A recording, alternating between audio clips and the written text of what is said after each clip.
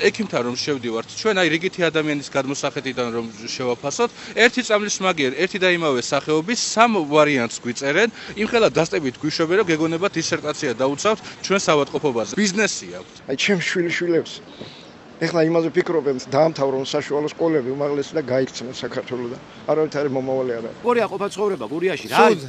თავარი გამოწვევები რა. სუდი. უმუშევრობა, ბაზარის სიძვირე.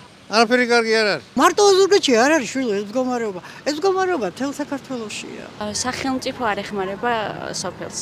აღარაფერს აღარ ლაპარაკობენ. აღარც ცხინვალზე, აღარც სოხუმზე. იყო დაპირება არჩევნებამდე. კი, დაპირებები იცოცხლე. პენსია რამდენად არის საკმარისი რომ მედიკამენტი იყიდოთ და არ არის საკმარისი, არა, რა მედიკამენტი პურსი არ გეყოფა. ის სულ დაცარიელა სოფლები, რაჭის სოფლები დაცარიელებულია. უმუშევრობა. თავარი ესა რომ უმუშევარი ადამიანი. თუნდაც ეს ბალტის კანიონთან დაკავშირებით აი არ ვიცი. რამდენი ხანი შეძლოს იმ ხალხმა საკუთარი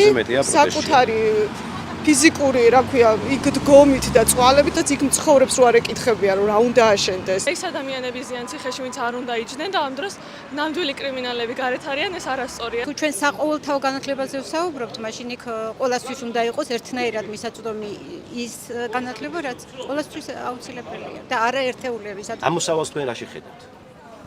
სანამ ეს მთავრობა იქნება, გამოსავალი არ იქნება.